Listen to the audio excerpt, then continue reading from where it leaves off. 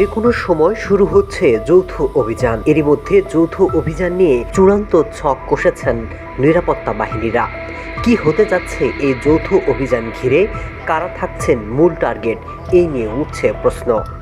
সবাই মিলে কাজ করলে খুব শিগগিরই পরিস্থিতি স্বাভাবিক হবে। দর্শক, তার আগে মনে করিয়ে দিই অপারেশন ক্লিন হার্টের কথা। 2002 সালের অক্টোবর মাস বিএনপির নেতৃত্বে 4 দলীয় জোট সরকার ক্ষমতায় এসেছে 1 বছর হলো। দেশে তখন আইন শৃঙ্খলা পরিস্থিতির চরম অবনতি।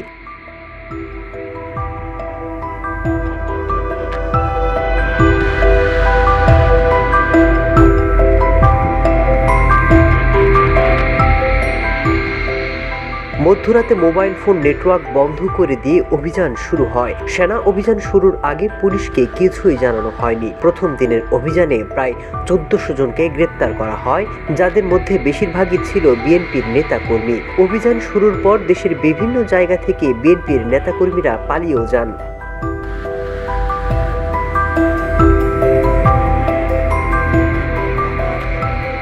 সেনাবাহিনীর বিভিন্ন জায়গায় যাদের আটক করে তাদের মধ্যে অন্তত 40 জনের বেশি হেফাজতে মৃত্যু হয়। সেনাবাহিনীর 84 দিন অভিযান পরিচালনার পর তাদের ব্যারাকে ফিরিয়ে নেওয়া হয়। যেদিন থেকে সেনা ক্যাম্প প্রত্যাহার শুরু হয় তার আগের দিন যৌথ অভিযানের দায়মুক্তি অধ্যাদেশ 2003 জারি করা হয়।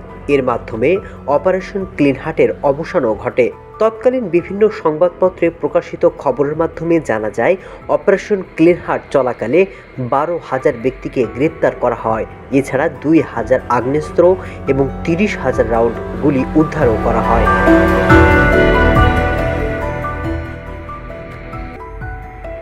এই অভিযানে প্রায় 24,000 সেনা সদস্য, 350 নৌ এবং 1,000 বিডিআর এবং প্রায় 700 আনসার এবং পুলিশ নিয়োজিত ছিল।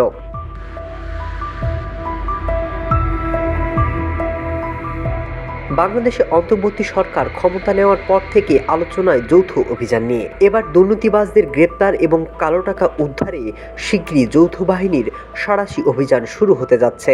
আর এখানেই প্রশ্ন উঠছে, এবার তাহলে কার পালা?